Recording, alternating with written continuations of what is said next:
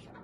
Nós estamos aqui hoje através do nosso projeto integrador para discutirmos um pouco sobre alienação parental e seus desdobramentos. Alienação parental é toda interferência na formação psicológica do menor, onde a parte que tem autoridade sobre a criança exerce essa autoridade para desfavorecer uma das partes. As suas principais causas acontecem principalmente nos divórcios litigiosos, onde a parte que se sente traída, preterida, desqualificada, ela com um sentimento de vingança quer exercer a sua autoridade sobre o menor para desfavorecer o genitor, principalmente em relação à criança. Pode-se caracterizar os atos de alienação, dificultar o acesso ao genitor, omitir quaisquer informações em relação à criança para com o genitor ou dificultar o exercício da autoridade parental.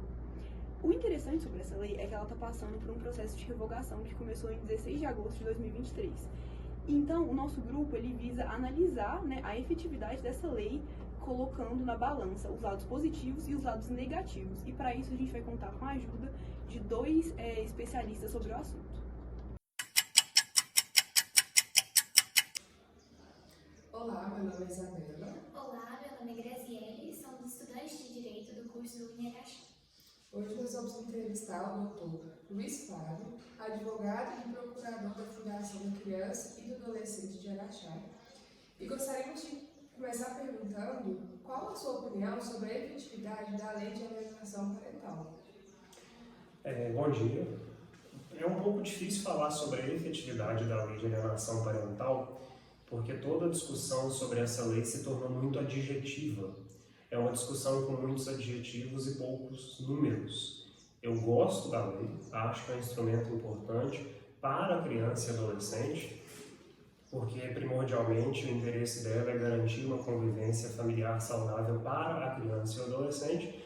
Porém, repito, a discussão sobre a efetividade ou a ausência de efetividade, lamentavelmente, se tornou uma discussão muito adjetiva e com poucos números. Bom, agora gostaríamos de saber um pouco como é a experiência do doutor como membro da Fundação da Criança e do Adolescente. Certo. A Fundação da Criança e do Adolescente acolhe crianças e adolescentes afastados de suas famílias por decisão judicial.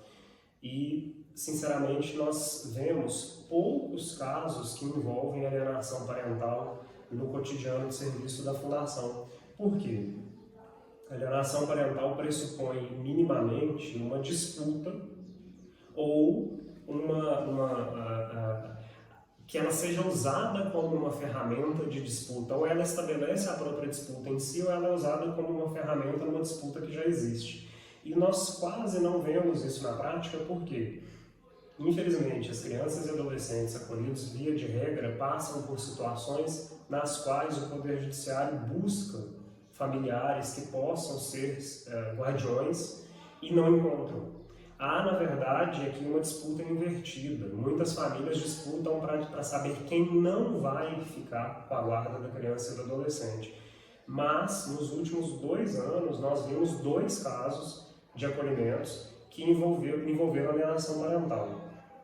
Um caso recente, houve uma possível alienação parental, porque a equipe do acolhimento não pôde estender muita análise sobre isso, mas entre genitor, genitora e avó da criança, e um outro caso também no qual os genitores se acusavam mutuamente, aproveitavam o momento de visitas para atacar, o pai atacar a mãe atacar o pai, e isso inclusive causou um certo dano emocional para as crianças acolhidas, mas somente nesses 2 casos, numericamente falando, nos últimos 2 anos.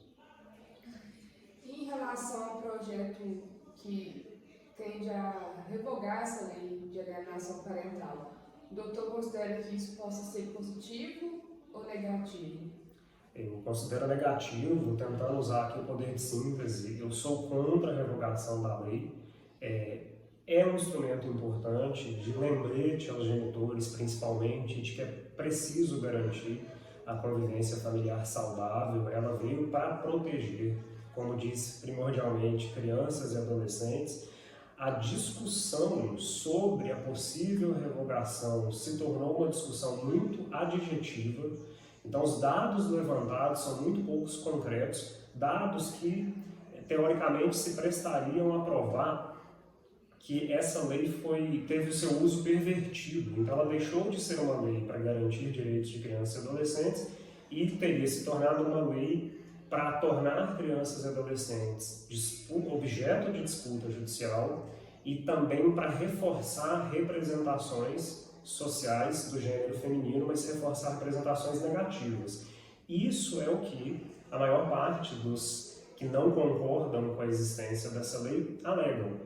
Mas não há provas efetivas sobre isso. Quando se pesquisa sobre esse assunto, muito do que se encontra é mais uma opinião subjetiva do que realmente dados que comprovem essa possível perversão do instrumento legal. E caso isso exista, caso o Poder Judiciário realmente aplique essa lei de uma forma pervertida, acho que o caminho seria enquadrar quem está fazendo isso e não revogar a lei. A lei tem as suas falhas, como todas, em tese, em regra, vão ter. O ano passado, alguns artigos dela foram alterados, isso é saudável, isso é uma análise crítica de pontos da lei que eventualmente careçam de melhorias, mas uma coisa é você melhorar a lei, outra coisa é você revogá-la porque supostamente o Poder Judiciário se recusa a aplicá-la da forma correta. Aí, repito, então quem faz dessa forma precisa ser enquadrado. Revogar uma lei porque alegadamente alguns operadores do direito a usam como um instrumento viciado, seria como colocar o Congresso Nacional de joelhos perante alguns operadores do direito. Isso é um perigo até que essa moda pegasse. Então, isso aconteceu com a Lei Maria da Penha. Em relação à Lei Maria da Penha, nós temos números que mostram que, de fato, ela foi muito mal aplicada no início da sua existência, mas ela não foi revogada. Porque a lei é boa, a aplicação dela é que era ruim. Mas imaginem se a Lei Maria da Penha tivesse sido revogada porque alguns operadores do direito não gostaram dela. E se essa moda pega? Então eu não concordo com a revogação. Acho que a revogação dela tiraria dos advogados que trabalham na área de família um instrumento importante. As discussões pautadas em possível alienação parental ganharam um reforço no devido processo legal com a existência da lei de alienação parental. Então, nada me parece hoje justificar a revogação dela, ao menos não pelos motivos apresentados. Os motivos apresentados por quem defende a revogação são errados. Talvez por outros motivos, num outro campo de discussão, num outro contexto, até poderia ser favorável, mas hoje eu não vejo nenhum motivo que justifique a necessidade da revogação dessa lei. A gente agradece imensamente a participação do Dr. Luiz Flávio no nosso projeto. Obrigado. Isso. E é uma honra poder fazer parte desse projeto e entrevistar aqui a Fundação da Criança e Adolescente. E gostaríamos muito de agradecer. Muito obrigada. Obrigado. Eu que agradeço.